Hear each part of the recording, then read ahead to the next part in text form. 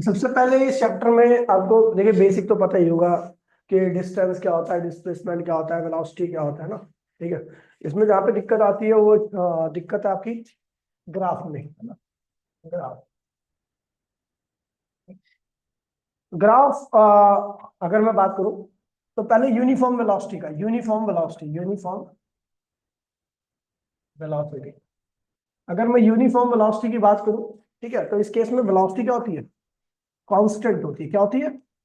और अगर velocity constant है तो आपका वीटी जो ग्राफ रहेगा वो हमेशा ऐसे ही रहेगा। पता है ना आपको? कांस्टेंट वेलोसिटी है तो टाइम बदलेगा, लेकिन वेलोसिटी क्या रहेगी? हमेशा वही रहेगी, तो कोई चेंज नहीं आने वाला यहाँ पर। तो वीटी ग्राफ हो जाए, है ना। लेकिन अगर इसी का मैं एक्सटी ग्राफ खींचूं, ये तो वीटी ग्राफ है ना, वीटी ग्राफ है। अगर मैं इसी का एक्सटी ग्राफ खींचूं तो क्या होगा? क्या ऐसे ही खींचेगा एक्सटी ग्राफ?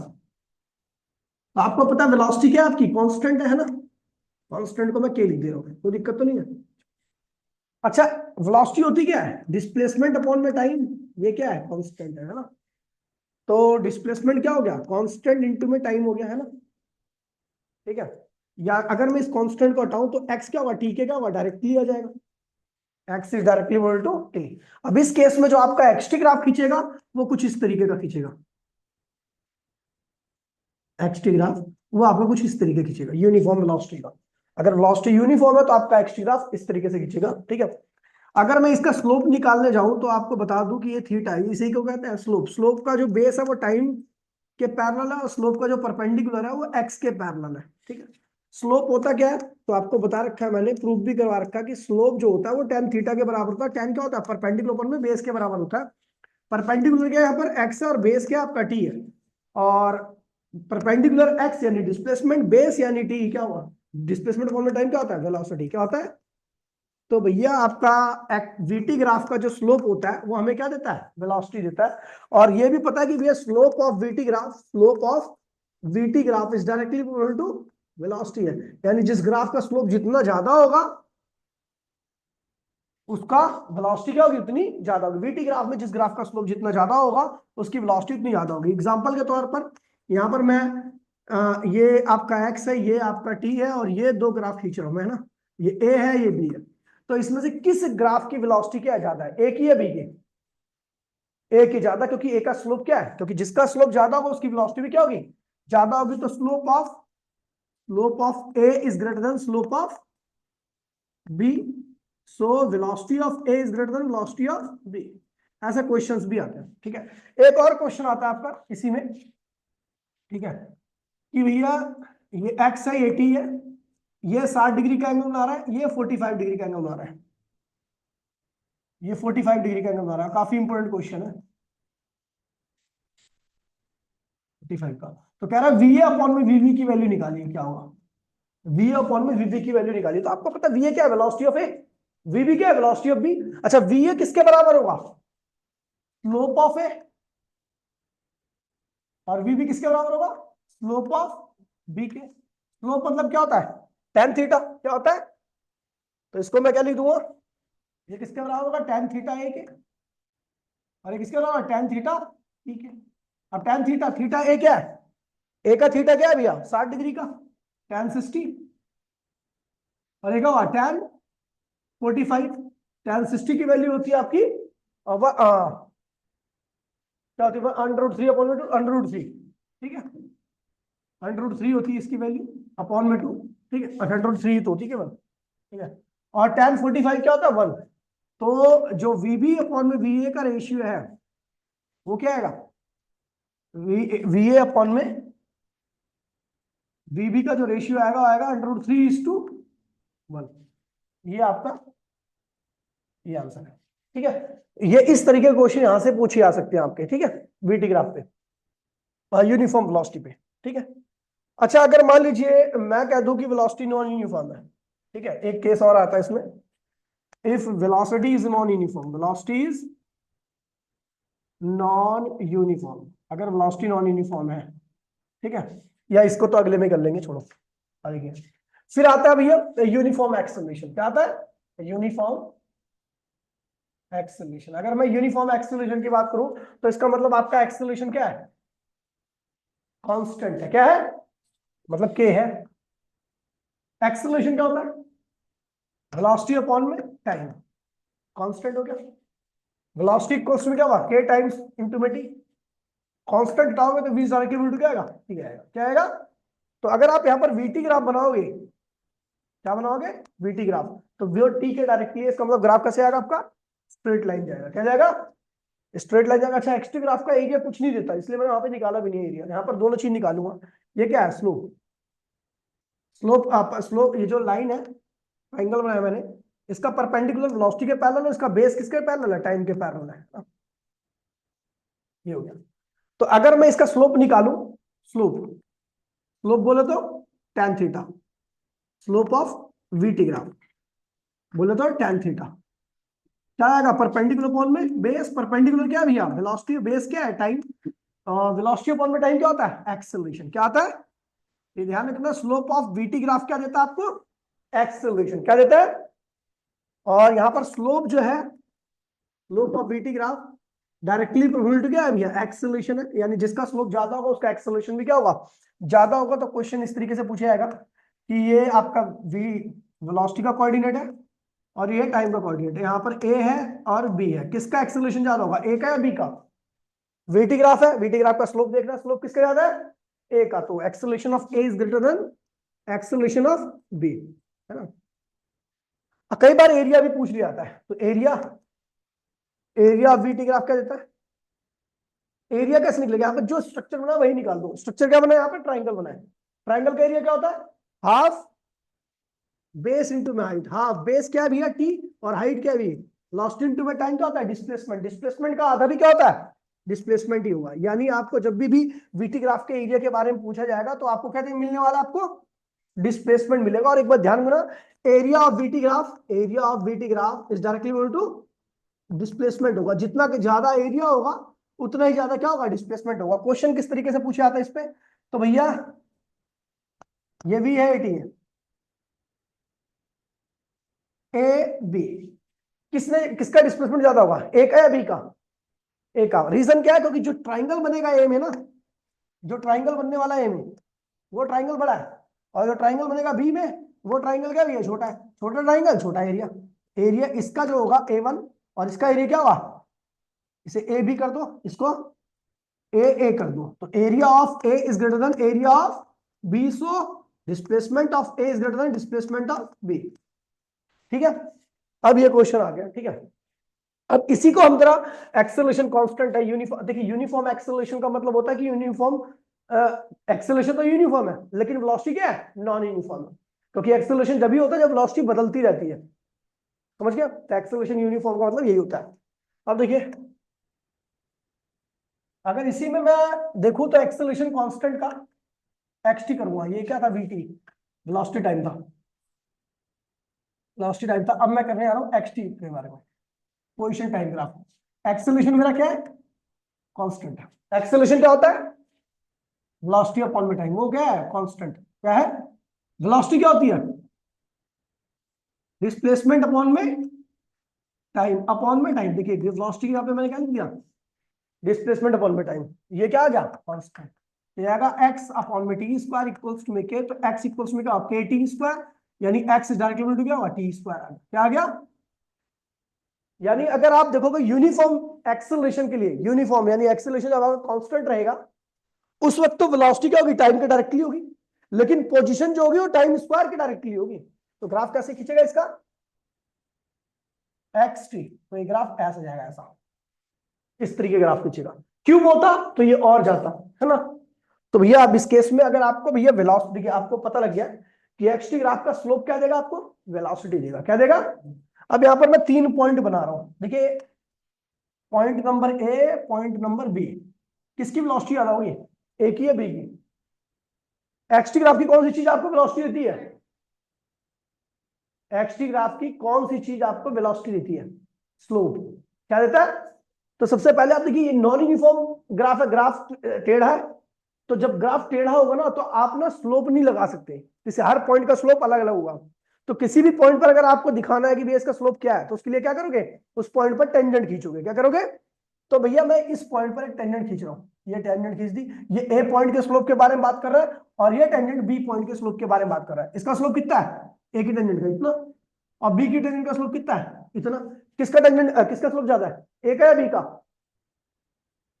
ए का कैसे ज्यादा हो गया, स्लोप किसका ज्यादा है, एंगल किसका ज्यादा है, angle of A angle of B, angle of B ज्यादा है ना, यानी इसका स्लोप भी क्या होगा, ज्यादा होगा। तो यहाँ पर theta of B is greater than theta of A, तो tan दोनों साइड में ले लो, tan theta of B is greater than tan theta of A. ये क्या है, स्लोप ऑफ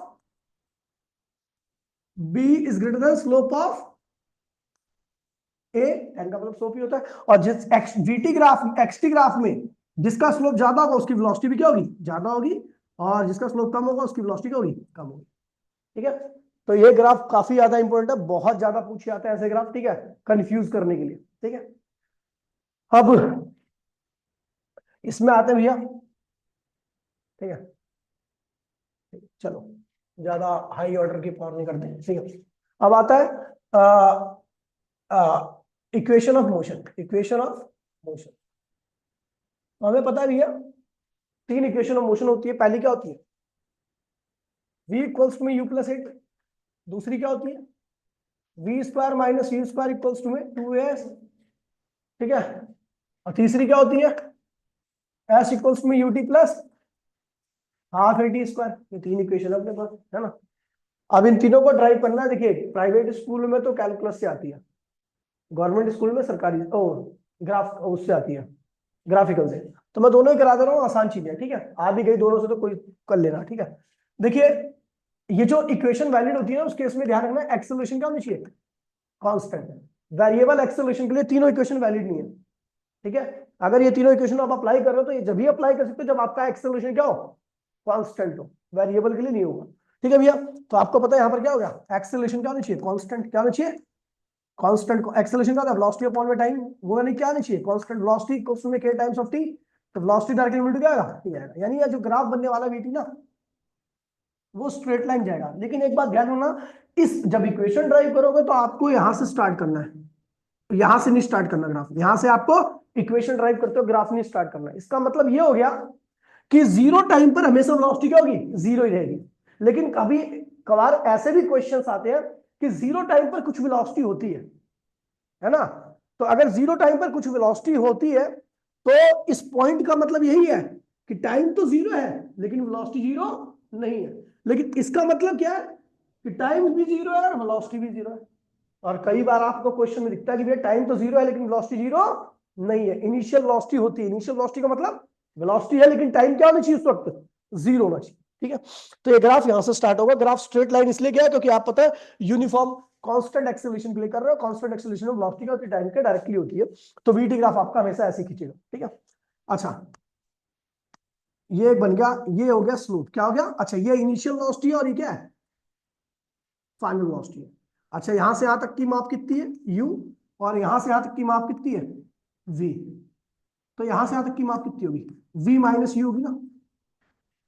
अरे देखो ये पूरी v है, ये पूरी, ये u है, यानी ये भी u होगा। तो ये क्या होगा, किसी को दिक्कत तो नहीं है। अच्छा यहां से यहां तक की माप कितनी है, t है, तो ये भी क्या होगा, t होगा, है ना। बन गया डायग्राम, कुछ नहीं करना। अब आते हैं भैया डेरिवेशन पे। ठीक है, तो तीन डेरिवेशन है, तीनों को पहले, सबसे पहली डेरिवेशन के लिए आपको क्या चाहिए, slope, slope of VT graph. क्या देता है भैया, एक्सेलरेशन, सबको पता है। वीटी ग्राफ का स्लोप क्या देता है, एरिया क्या देता है, डिस्प्लेसमेंट। स्लोप क्या देता है, एक्सेलरेशन। आप देखिए स्लोप निकाल रहा हूं, स्लोप जो होता है वो इसका निकालना है आपको। किसका निकालना है, जो लाइन खींची आपने, जो ग्राफ खींचा है। ठीक है, तो स्लोप मतलब tan थीटा। क्या होता है, वो क्या दे रहा है, एक्सेलरेशन। tan क्या होता है, परपेंडिकुलर अपॉन में बेस। परपेंडिकुलर क्या है इस ट्रायंगल का, इस ट्रायंगल का, ये देखो ट्रायंगल दिख रहा है आपको, परपेंडिकुलर क्या है इसका, v माइनस यू, और बेस क्या आपका t है। तो a हो गया v minus U equals to क्या हुआ, 80, then v equals to u plus, ये होगी आपकी पहली इक्वेशन। ठीक है, कुछ भी नहीं है इसमें, जानी नहीं है। दूसरा, दूसरी इक्वेशन ड्राइव करने के लिए आपको क्या करना है भैया, इसका एरिया निकालना है। क्या निकालना है, area of, area of BT graph क्या देता है आपको, डिस्प्लेसमेंट। क्या देता है, डिस्प्लेसमेंट।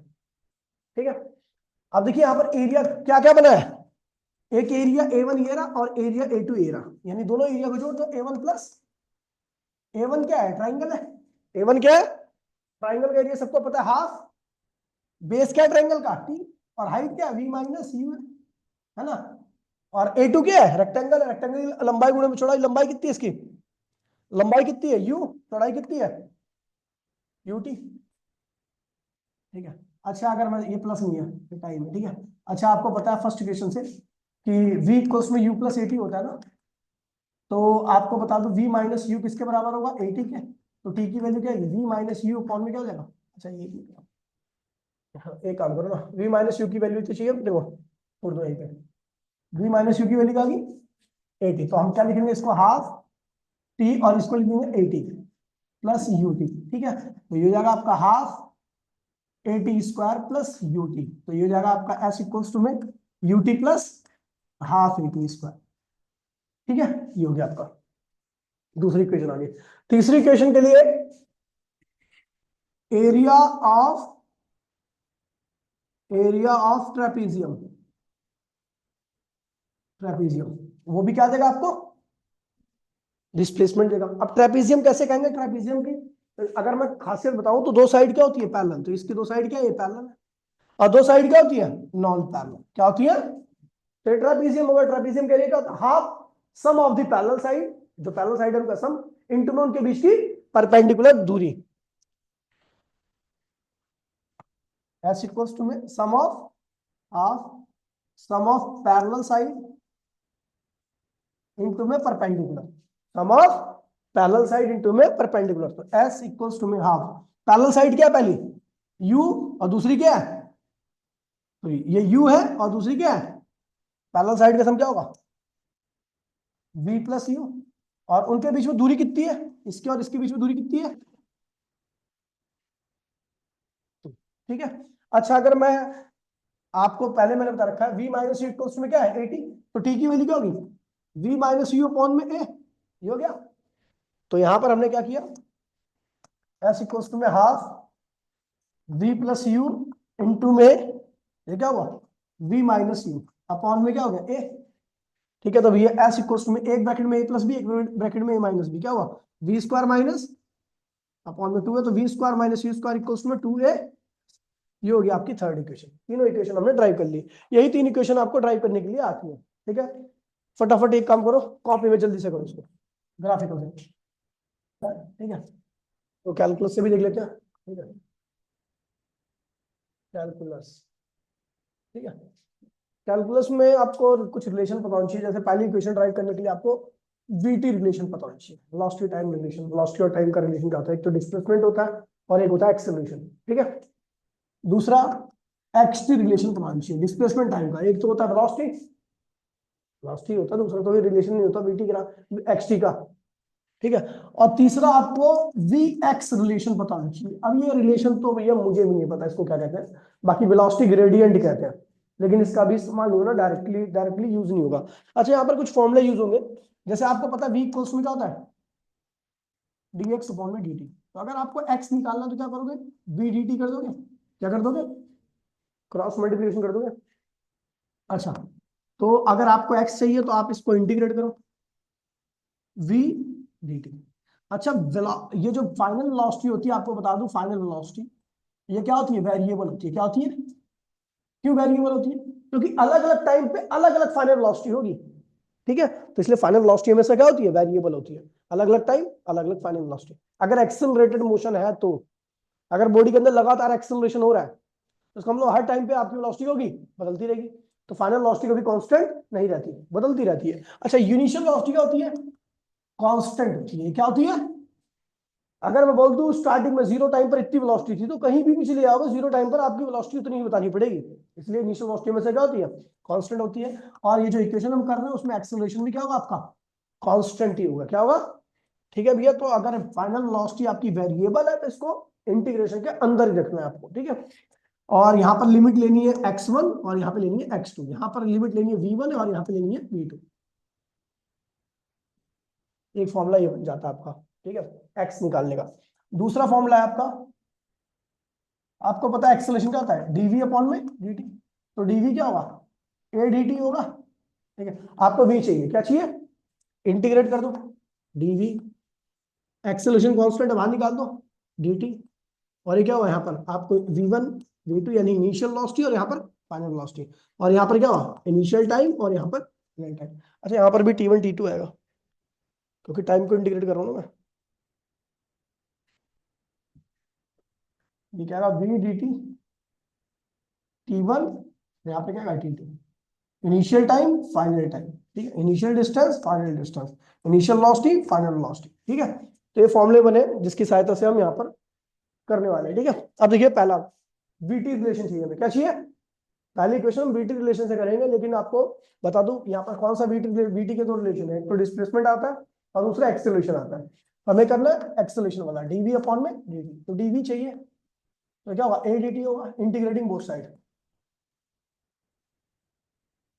डीवी का इंटीग्रेशन ए बाहर आएगा, dt का इंटीग्रेशन। अच्छा आपको पता है v को इंटीग्रेट कर रहे हो तो इनिशियल लिमिट और फाइनल लिमिट वेलोसिटी की आएगी। इनिशियल वेलोसिटी को हम क्या लिखते हैं, v1 को क्या लिखते हैं u, और v2 को क्या लिखेंगे, देखो यहाँ पर v2 को क्या लिखेंगे v।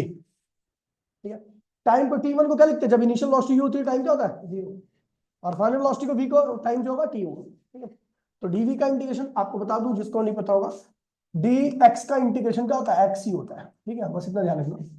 तो dv का क्या होगा uv a, ये क्या होगा t, 0 से लेके v को v रिप्लेस कर रहा है, u को u रिप्लेस कर रहा है, v को v ने रिप्लेस किया, v को u ने रिप्लेस किया, बीच में क्या लगता है माइनस। ऐसे ही t को t ने रिप्लेस किया, t को 0 ने रिप्लेस किया, बीच में क्या है माइनस। तो v माइनस u इक्वल्स में क्या आएगा 80, v इक्वल्स में u प्लस, ये पहली इक्वेशन आ गई। दूसरी इक्वेशन ड्राइव करने के लिए आपको क्या पता होनी चाहिए, वेलोसिटी dx अपॉन में dt।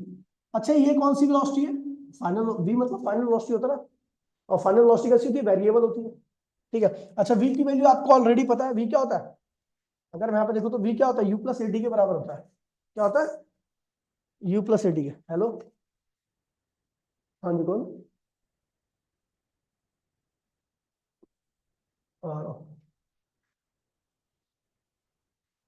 ठीक है, तो ये जाएगा dx इक्वल्स टू में क्या होगा v dt, है ना।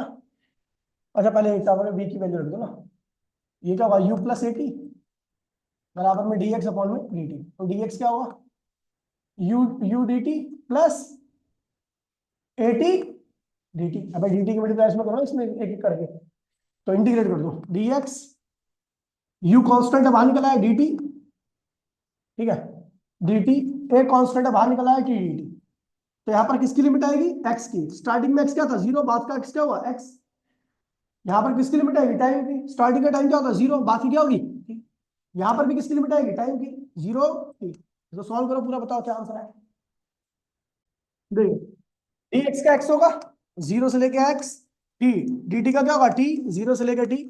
ऐसी a t की पावर क्या भी है, एक है, तो t की पावर 2 अपॉन में 2, 0 से लेके t की लिमिट। सॉल्व करोगे तो x इक्वल्स में ut plus half at square हो जाएगा, है ना। अच्छा ये वाला रिलेशन आप सबको पता है, नहीं पता तो आपको पता भी है, dv अपॉन में dt क्या होता है, एक्सेलरेशन होता है। लेकिन हमें क्या चाहिए, जैसे यहाँ पर xt था तो हमने क्या लिखा था dx अपॉन में, यहाँ पर vt था तो क्या लिखा था dv अपॉन में, यहाँ पर क्या है vx है तो यहाँ पे क्या लिखना चाहिए मुझे dv अपॉन में, लेकिन नहीं लिख पाया क्योंकि मुझे dv अपॉन में dx तो कुछ पता ही नहीं है। लेकिन मैं इस चेंज करने का प्रयास करता हूँ, तो इसलिए dx से मल्टीप्लाई कर दिया, dx से डिवाइड कर दिया, कोई दिक्कत तो नहीं है, सेम चीज से मल्टीप्लाई डिवाइड कर सकते हैं। इन दोनों की पोजीशन को इंटरचेंज कर दिया, तो ये क्या होगा dx अपॉन में dt, और ये क्या होगा dv अपॉन में dx हो जाएगा। ठीक है, बराबर में क्या हुआ a हो गया, ये क्या हो गया v हो गया, dx अपॉन में dt क्या होता है वेलोसिटी, dv अपॉन में dx इक्वल्स में क्या हुआ a, क्रॉस मल्टीप्लिकेशन कर दो तो क्या हुआ v dv a dx, है ना। इंटीग्रेट कर दो, क्या कर दो इंटीग्रेट, तो इसको इंटीग्रेट करो तो क्या होगा v स्क्वायर अपॉन में 2। वेलोसिटी को इंटीग्रेट किया तो इनिशियल लिमिट भी वेलोसिटी की आएगी और फाइनल लिमिट भी वेलोसिटी की आएगी। a बाहर आएगा, dx का क्या होगा x, डिस्टेंस की इनिशियल लिमिट क्या होती है 0, फाइनल क्या होती है s, s लिखो या x लिखो कोई दिक्कत नहीं है। तो वी स्क्वायर को एक बार वी रिप्लेस करेगा तो क्या होगा, वी स्क्वायर। पी स्क्वायर को एक बार यू रिप्लेस करेगा तो क्या होगा, यू स्क्वायर, बीच में क्या होगा माइनस, और ये क्या होगा ए एक्स। तो ये हो जाएगा V square minus U square equals में 2ax। ये 3 इक्वेशन आ गए, ठीक है, समझ गया। अब ये 3 इक्वेशन में से आपको बता दूं, अच्छा अभी आता है, ये समझ गया। इन्हीं इक्वेशन के ऊपर बेस्ड कुछ क्वेश्चन आता है जो कि किससे कहते हैं, फ्री फॉल। क्या कहते हैं, फ्री फॉल, या motion under the gravity, motion under the under the gravity. जब भी आप मोशन अंडर द ग्रेविटी की बात करोगे ना, ध्यान रखना इसके कुछ केस होते हैं। पहला है ड्रॉप,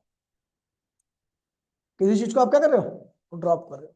ड्रॉप करोगे तो उसकी इनिशियल वेलोसिटी क्या होगी, 0, क्योंकि मोशन ड्रॉप करने के दौरान में नीचे होती है, मोशन नीचे हो रही है, और ग्रेविटी भी कहां लगती है, नीचे। यानी ये फोर्स और मोशन दोनों की डायरेक्शन क्या है, सेम है, तो इसलिए एक्सेलरेशन क्या होगा, प्लस जी होगा। क्या होगा, टकराते वक्त बॉडी जब टकराएगी जमीन से तब की बात कर रहा हूं, तो वेलोसिटी क्या होगी, ग्रेटर देन 0 होगी। क्या समझ गया, समझ गया, ये होगा। अच्छा, थ्रो डाउनवर्ड, थ्रो डाउनवर्ड, अगर आप नीचे की तरफ फेंक रहे हो तो इस बार आपकी इनिशियल वेलोसिटी 0 से ज्यादा होगी। आपको पता है नीचे की तरफ फेंक रहे हो तो मोशन भी नीचे हो रही है, और ग्रेविटी भी कहां लग रही है, नीचे ही लग रही है। तो भैया एक्सेलरेशन फिर क्या होगा, प्लस जी होगा, क्योंकि फोर्स मोशन एक ही डायरेक्शन में होते हैं, तो एक्सेलरेशन क्या होता है, पॉजिटिव होता है, ठीक है। अच्छा, जब टकराएगी तो जमीन से तो वेलोसिटी क्या होगी, ग्रेटर देन 0 होगी, ठीक है। अगला केस आता है इसमें, ठीक है, थ्रो अपवर्ड, थ्रो अपवर्ड, ऊपर की तरफ फेंक रहे हो। अगर आपको ऊपर की तरफ फेंकना है, ग्रेविटी कहां लगती है, नीचे, और मोशन कहां होगी, ऊपर की तरफ, है ना। तो जब आप ऊपर की तरफ फेंकोगे तो ध्यान रखना कि आपको इनिशियल वेलोसिटी क्या होनी चाहिए, 0 से तभी ऊपर जाएगी ना, वरना जा नहीं सकती। अच्छा, टॉप पॉइंट पर फाइनल वेलोसिटी क्या देगी, 0। कहां पर, टॉप पॉइंट पर। बॉडी रुक जाएगी ना टॉप पॉइंट पर, क्योंकि अगर रुकेगी नहीं तो वो क्या होगी, हमेशा ऊपर जाती रहेगी। आपको पता है हमेशा ऊपर तो जाती नहीं बॉडी, वापसी भी आती है ना। इसका मतलब एक ऐसा पॉइंट आया था जहां पर बॉडी एक टाइम के लिए क्या थी, रुकी थी, उसको हम क्या कहते हैं, टॉप पॉइंट। क्या कहते हैं, ठीक है। और बॉडी ऊपर जा रही है और ग्रेविटी कहां लग रही है, नीचे, तो एक्सेलरेशन क्या होगा, माइनस जी। ये डाटा आपको ध्यान रखना है, ठीक है। जो डिस्टेंस ट्रेवल करेगी वो हाइट के बराबर होगा, इस केस में भी जो डिस्टेंस ट्रेवल करेगी वो हाइट के बराबर होगा, इस केस में भी जो डिस्टेंस ट्रेवल करेगी वो हाइट के बराबर होगा, ठीक है। अच्छा, इसमें एक बात ध्यान में रखना कि ए, जाते वक्त ए पॉइंट पर जो वेलोसिटी थी वी ए मान लीजिए, और आते वक्त ए पॉइंट पर जो वेलोसिटी है, ठीक है, तो ये ध्यान रखना कि ये दोनों का लेवल क्या सेम है, ए और बी का लेवल क्या सेम है, एक ही लेवल पर है। जाते वक्त, जाते वक्त, और ये क्या है, आते वक्त, वक्त ऐसे लिखते ना, वक्त, ठीक है। अगर दोनों का लेवल सेम है तो जाते वक्त जो वेलोसिटी थी वही क्या होगी इस पॉइंट पर, आते वक्त भी होगी, तो यानी वेलोसिटी ए बराबर में वेलोसिटी बी। ये चीज ध्यान में रखना, ठीक है, काफी ज्यादा हेल्पफुल रहेगी आपके लिए, ठीक है। और समझ गए। एक और बात इसमें है, दूसरी बात यह है कि अगर एच हाइट तक ऊपर जाने में कितना टाइम लगा,